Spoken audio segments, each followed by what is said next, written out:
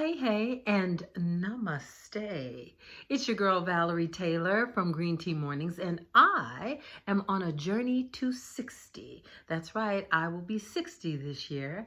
And my goal is to be happy, healthy, and absolutely radiant and fabulous.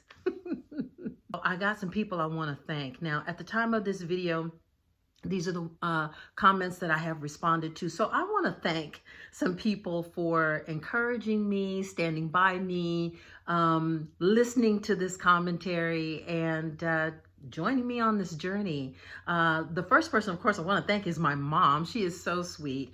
She doesn't always know how to use her phone.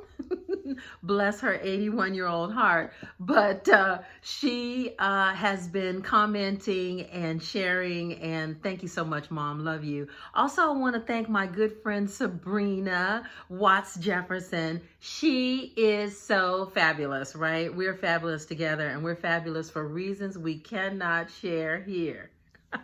But she always supports me, and I love her for that. Also want to thank Cynthia Sandridge, my big brother Norman Day. You look just like our dad, right? Okay. And let's see, who else? Oh, Jalinda Thompson, my little god sister. And I cannot forget Kim Barber Lacey from back in the day, girl. Do you remember when we used to tear the streets of LA up, right?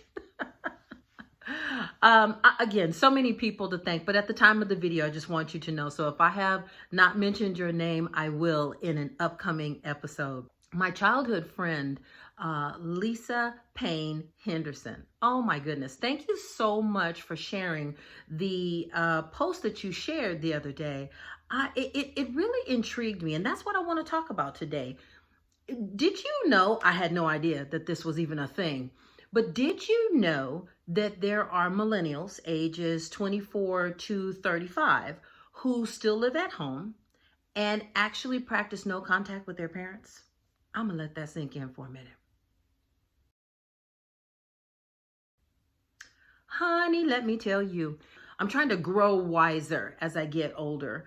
I don't want to be the person who just reacts to things because I think I know. Actually, I want to be the person who responds to things, and I want to know the reason why some things have happened. No, I hear you barking, big dog. A lot of you would say, honey, well, the door is right there. And I would probably be one of those people too. One of those parents who would just say, well, you know, you don't have to live here. And that is true. If you're an adult, you don't have to live with your parents. But it kind of tickled me in a way because I think about all the things that we said, me and my husband said to our kids, like, well, listen, if you're too grown to listen and follow the rules around here, the door is in the same place. We don't move the door. You walked in it, you can walk out of it. And there's life as it is on this side of the door, and there's life on the other side of the door. So take your pick. Right? I even think about something that my mother would say to us when I was a kid. She would say, you're going to need me before I need you. And all of that is true, right? She was right. I did need her before she needed me. Yeah, that is true. And I'm not trying to make light of this because the fact that kids are not speaking, or excuse me, adult children are not speaking to their parents is a very serious thing. It's not just serious from the kid's point of view, but it's also serious for the parent because kids, you are our future. This is the way that we get to engage with the future. And if you go no contact, in other words, we can't communicate with you, can't knock on your door and tell you breakfast is ready, can't ask you how your night out was, or, gee, I didn't know you were going to be gone for 3 weeks and you went off somewhere and I didn't know you were going to be gone. If that kind of thing is cut off, that means that other types of communication is cut off. We wouldn't know if you were sick. We wouldn't know if you really needed our help.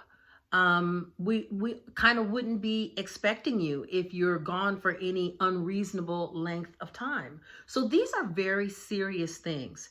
I want you to do something with me. I'm going to share some statistics that I found, but also I want you Green Tea Morning people, will you get down in the comments and tell me what you think? If you are going through this, again, not making light of it at all, because I'm sure it's heartbreaking and it's devastating. Will you leave a heart in the comment section? If you're a person who has a solution to this, please share your solution as briefly as possible, but please share your solution. And if you are a millennial going through something like this, where you have a reason why you are no contact with your parents, help us, those of us who may not have known this before, but help us understand why. Can you do that? Again, no one's going to badger you. I will erase all badgering comments. No one's going to badger you. We just want to know why. So I did some digging. The statistic that I found, I'm going to put it in the description of this video so that you can go over it yourself, and just in case I get any of the information wrong. But what I found is that there is about I think it's anywhere from 6 to 10% of millennials ages 24 to 35 actually live at home. And that happened even in our family. During the pandemic, one of our kids had to come back home. You know, it was like, what?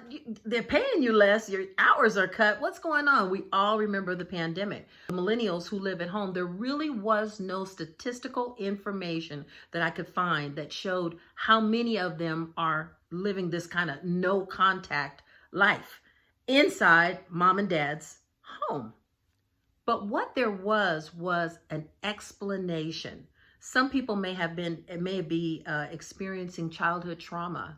There may be a financial situation. There might be even a housing situation. In other words, keeping someone from being unhoused. They still live at home, but they don't really want to be there. The parents don't really want them to be there, but there might just be a situation, things. But again, I'd like to know from you what you think. Again, thank you to everyone who commented, the well wishes, the compliments. You all are so sweet. Mwah. Thank you so much.